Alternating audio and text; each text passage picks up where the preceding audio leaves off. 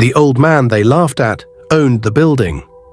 One quiet morning in Lagos, a frail figure in torn clothes pushed open a shining glass door, and in that single moment, destinies began to shift. His shoes were dusty, his shoulders were bent, his voice was soft. To some, he looked like a waste of time. To others, he looked invisible. But behind those tired eyes was a secret powerful enough to shake an entire company. Before this week would end, smiles would fade, hearts would race, and truth would stand in the center of the room where pride once stood tall. Stay with me, because what you are about to hear is not just a story about business, but about character. Subscribe to Amos Tales Africa and let me show you how it all started. In the busy city of Lagos, where cars move fast and tall buildings touch the sky, there was a very big estate company that many people knew and respected. The company was called Robertson Estates, and it had helped many families buy beautiful houses and lands for 10 whole years. The man who owned this company was a 57-year-old man named Robertson. He was tall, calm, and always dressed in expensive suits that showed he was a man of great success and wisdom. Robertson did not start rich. 10 years ago, he began with only a small office and a big dream. He worked day and night, sometimes sleeping in the office because he believed that one day his company would become one of the best in Lagos. Slowly, with hard work and patience, the company grew bigger and bigger. More workers were employed, more lands were sold, and more families trusted them. Now the company had 72 workers. Some were sales agents, some worked at the front desk, some handled documents, and others helped in customer care.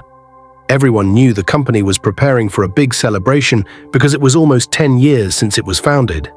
There would be music, food, decorations, and most importantly, promotions for hard-working and honest workers. But there was something Robertson was worried about deep inside his heart. He had started hearing small complaints from clients that some workers were not patient, some were rude, and some only respected people who looked rich. This made him sad because he believed that every client, whether rich or poor, deserved respect and kindness. The only person who knew Robertson very well inside the company was the manager, a 42-year-old man named David. David had worked with Robertson from the very beginning and was loyal and trustworthy. One evening, Robertson called David into his big office and closed the door gently. He told David that he wanted to test the workers in a secret way before the anniversary celebration so that only truly kind and honest workers would be promoted. Robertson explained his plan slowly and carefully. He said he would dress in old and torn clothes, walk slowly like a poor old man, and enter the company pretending that he wanted to buy land. He would observe how each worker treated him without telling anyone who he really was. David was shocked at first, but he agreed because he understood that the future of the company depended on good character. 1 week before the 10-year anniversary, Robertson stood in front of his mirror at home, looking at himself one last time in his expensive suit. Then he removed it and wore old, faded clothes. He rubbed dust on his shoes and made himself look tired and poor. When he finished, even he could hardly recognize himself. The next morning, with a slow walk and a hidden plan in his heart, the powerful CEO of a great company stepped out into the streets of Lagos, ready to test the true hearts of his workers. The next morning, as the sun rose slowly over Lagos and people hurried to work, Robertson walked carefully along the busy road, holding a small old bag in his hand and bending his back slightly so he would truly look like a tired poor man who had suffered many years in life. Cars passed by him without slowing down, and some people stared at him. But he kept walking until he finally stood in front of his own company building, which looked tall and beautiful just as he had planned it many years ago. He paused for a moment and looked up at the shining signboard of Robertson Estates, feeling both proud and nervous at the same time because what he was about to discover might change many lives. After taking a deep breath, he pushed the glass door open and stepped inside. The reception area was neat and cool, with shiny tiles on the floor and workers already busy typing on their computers and speaking on the phone. The first person who saw him was a young lady sitting at the front desk. She looked at his torn shirt and dusty shoes, then frowned her face as if something bad had entered the room. Instead of greeting him warmly, she quickly looked away and continued pressing her phone as if she had not seen him at all. Robertson stood quietly for some seconds, then spoke softly and politely, asking if he could get help because he wanted to buy a small piece of land. The lady sighed loudly and told him in a sharp voice that the lands sold by the company were expensive and not for people like him. She did not even ask his name or invite him to sit down. She simply pointed to a chair in the corner without looking at him again. Robertson felt a small pain in his heart, but he did not show it on his face. He walked slowly to the chair and sat down, watching everything carefully. After some minutes, a young sales agent walked past him. The agent stopped, looked at him, and asked kindly if he needed help. His voice was calm and his face showed respect. Robertson explained again that he wanted to buy land but did not know the price. The agent did not laugh at him or judge him. Instead, he brought out a brochure and patiently explained the different lands available, their prices, and even suggested smaller payment plans that could help someone with little money. He even offered him a glass of water. As they were talking, another worker passed by and whispered something into the sales agent's ear, laughing quietly while looking at Robertson's clothes. The sales agent ignored the whisper and continued speaking respectfully. Later that morning, Robertson moved from one desk to another, asking questions in a simple and humble way. Some workers were impatient and told him to come back when he had enough money. One even told him not to waste their time because serious buyers usually came in cars and wore better clothes. But there were also workers who smiled at him, listened carefully, and treated him like a real customer. By the end of the first day, Robertson had already seen different kinds of hearts inside his company. Some hearts were proud and careless, while others were gentle and kind. As he slowly walked out of the building that evening, holding his old bag tightly, he knew that this test was more important than he first thought. And the next day, he planned to return again, because one visit was not enough to truly know who deserved to rise higher when the 10-year anniversary finally arrived. The next morning, Robertson woke up very early and looked at himself in the mirror again, making sure his old shirt still looked faded and his shoes still looked dusty because he wanted the workers to see the same poor old man they had seen the day before. Without changing anything about his appearance, he carried his small bag and walked slowly back to the company building in Lagos, ready to continue the test that was already opening his eyes to many hidden truths. When he entered the office, some workers immediately recognized him as the poor man from yesterday, and their faces changed in different ways. A few of them rolled their eyes as if they were tired of seeing him again, while others whispered among themselves and laughed quietly, thinking he had no serious business inside such a big estate company. Robertson did not react to their behavior. Instead, he walked gently to a different section of the office where other sales agents were sitting. He greeted them politely and said he had come back because he was still interested in buying a small piece of land for his family. One agent looked at him from head to toe and said that all the lands were very expensive and that he should try smaller local agents outside because this company dealt with serious buyers only. The agent did not allow him to sit down and continued typing on the computer as if Robertson had already left.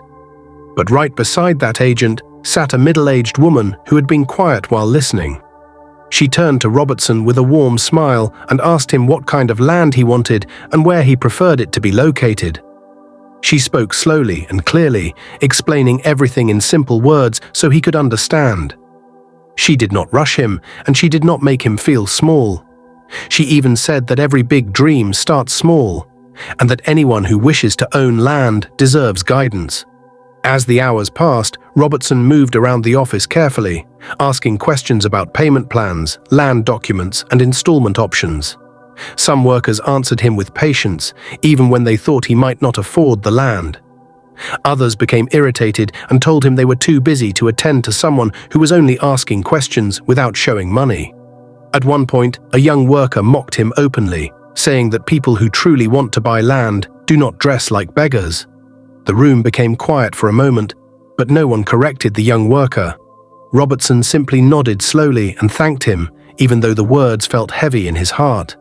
However, there were also beautiful moments that made Robertson feel proud.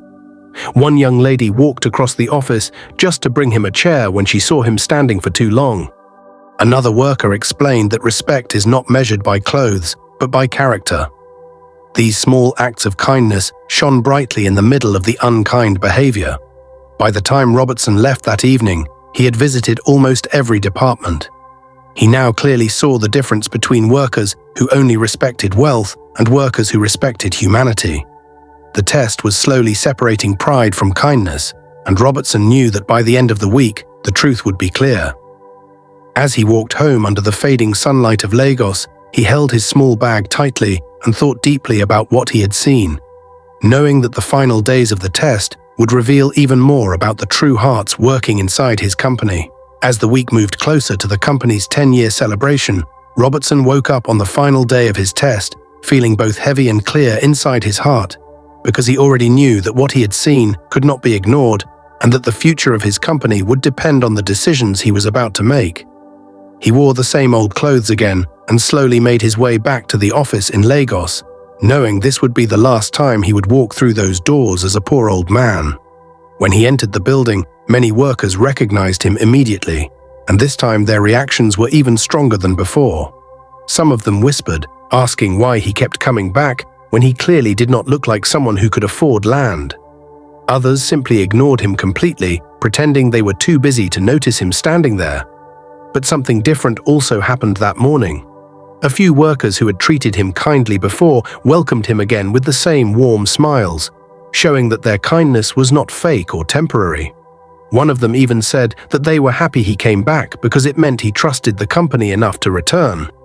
They did not know they were speaking to the owner of the company, yet they treated him as if he truly mattered. Robertson decided to make this last test deeper than the others.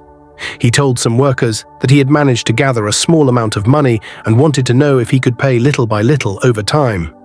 Some workers shook their heads impatiently and said the company did not have time for such arrangements, even though installment plans clearly existed.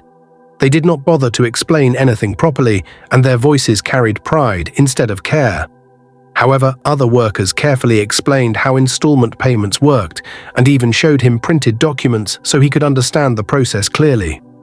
One worker took extra time to write down phone numbers and said he could call any time if he needed more explanation. That worker did not rush him or make him feel ashamed for asking many questions. By the afternoon, Robertson had completed his final round. He had quietly observed all 72 workers over the week, watching how they spoke, how they acted, and how they treated someone who looked poor and unimportant. He now had clear notes in his mind.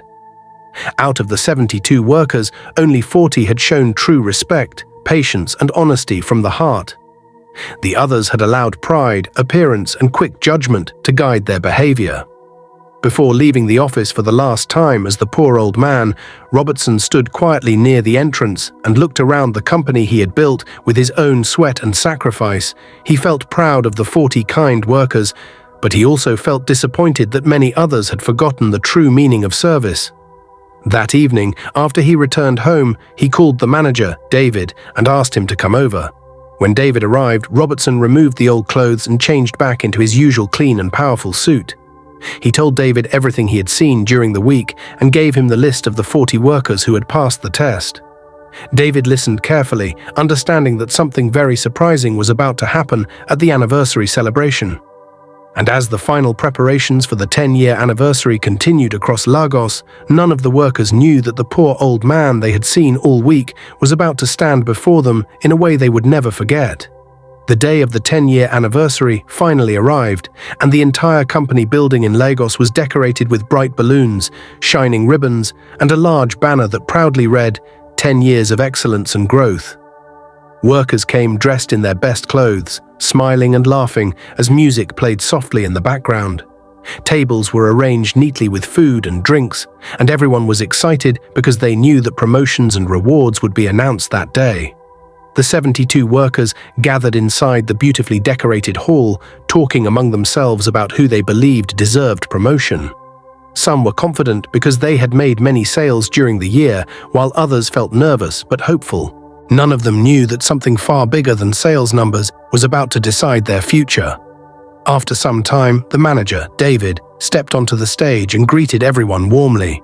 He thanked them for their hard work over the past 10 years and spoke about how the company had grown from a small office into one of the most respected estate companies in Lagos. The workers clapped proudly, remembering the journey they had all taken together. Then David announced that the CEO would soon arrive to address them. The room became quiet and full of expectation. A few moments later, the main door opened slowly, and Robertson walked in, dressed in a sharp, expensive suit, shining shoes, and carrying himself with confidence and dignity. The workers stood up immediately, clapping loudly to welcome their powerful CEO. As Robertson walked toward the stage, some workers suddenly began to look confused. There was something about his face that felt familiar, but they could not understand why. A few of them stared carefully, their hearts beginning to beat faster as a memory slowly returned to their minds. Robertson stepped onto the stage and looked at all 72 workers with calm eyes. He thanked them for their contributions to the company and spoke about how important honesty, patience, and respect were in a business that serves people from different walks of life. His voice was steady but serious, and the hall was so quiet that even the soft music had stopped. Then he paused for a moment and asked a simple question. He asked if they remembered an old poor man who had visited the office many times the previous week, asking about land and payment plans. The room became completely silent. Some workers exchanged worried glances while others looked down at their shoes. Robertson slowly told them that the old poor man was not just a customer, but the owner of the company himself. As those words filled the hall, shock spread across many faces. Some workers felt their hands grow cold, remembering how they had laughed, ignored, or spoken harshly to that man. Others stood frozen, realizing that the man they had treated kindly had been watching and listening all along. The celebration that had begun with joy now felt heavy with truth, and every worker knew that what would happen next would change their lives forever. The hall remained completely silent after Robertson finished speaking, and the air felt heavy as if even the walls were waiting to hear what he would say next. Many workers could not lift their heads because the memory of how they treated the poor old man was now standing clearly in front of them. Dressed in a powerful suit and looking at them with calm but serious eyes. Robertson did not shout and he did not speak with anger, but his voice carried a deep weight that made everyone listen carefully. He explained that a company is not only built by money, land, or beautiful buildings, but by the character of the people who represent it every single day. He told them that when a client walks into the office, that person may look poor, tired, or unimportant, but no one truly knows who that person is or what that person carries inside their heart. He began to describe the test slowly and clearly, reminding them how he walked into the office with old clothes, dusty shoes, and a simple bag, asking only for information and guidance. As he spoke, some workers remembered their sharp words, their impatient faces, and the way they had laughed quietly. Others remembered offering him water, giving him a seat, and explaining payment plans with respect. Robertson then told them that during that 1 week, he had carefully observed all 72 workers without missing anyone. He said that out of the 72, only 40 workers had treated him with true respect, patience, and honesty from the first day to the last day. He made it clear that kindness is not something that should change depending on how a person looks or how much money they appear to have. When he said the number 40, some workers felt relief, while others felt regret deep inside their hearts. A few of those who had mocked him now understood that their behavior had not only embarrassed them, but had also hurt the image of the company. Robertson then looked at everyone and said something very important. He said that this test was not meant to destroy anyone, but to reveal the truth. He explained that leadership and promotion are not rewards for pride or appearance, but for character and service.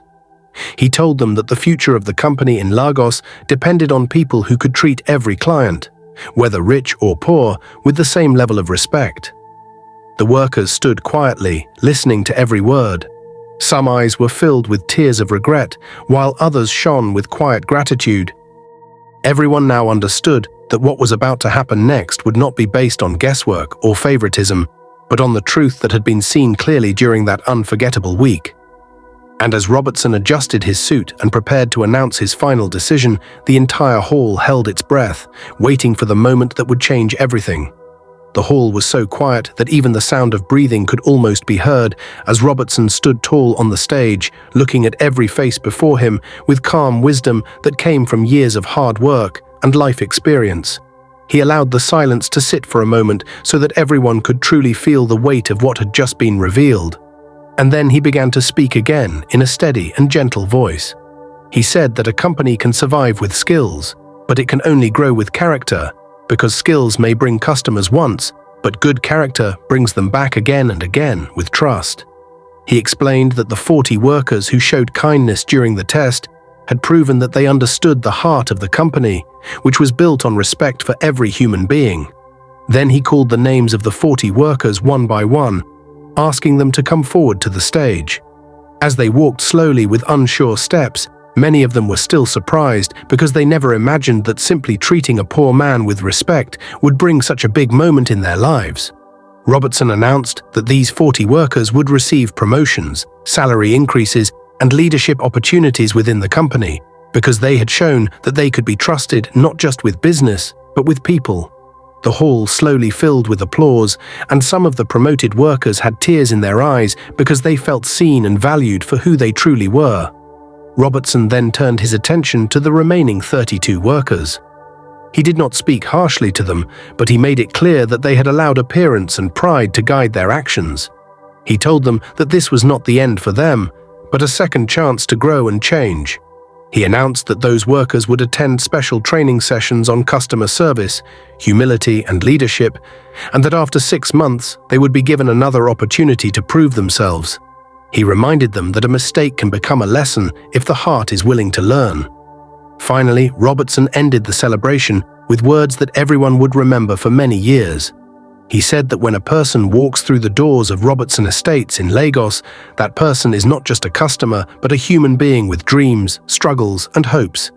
He said that no one should ever be measured by clothes, shoes, or appearance, because true value lives inside the heart. The music slowly began to play again, but this time it felt different. It was not just a celebration of 10 years in business, but a celebration of truth, growth, and character. The workers left the hall that day changed, some with joy, some with reflection, but all with a deeper understanding. And from that day forward, inside the walls of that great estate company, every person who walked in, whether rich or poor, was treated with respect, because they had all learned a powerful lesson that kindness is the true foundation of lasting success. And so, the celebration ended, but the lesson remained. In a city as loud and fast as Lagos, where suits shine and buildings rise high, one quiet truth stood taller than them all: never judge a person by what your eyes can see. Because sometimes the dusty shoes you ignore may be standing on power you cannot imagine. That week did not just change promotions, it changed hearts. It reminded everyone that respect costs nothing, kindness loses nothing, and character speaks louder than appearance ever will. The doors of that company would open again the next morning, just like always. Clients would walk in, rich and poor, hopeful and uncertain. But this time, something inside those walls was different. Something deeper, something wiser. And maybe, as you finish listening to this story, you might pause the next time you meet someone who seems small in the eyes of the world, because you never truly know who is standing before you. If this story touched you, subscribe to Amos Tales Africa, like this video, and share it with someone who needs this reminder. More powerful stories are waiting to unfold, and the next one might change the way you see the world.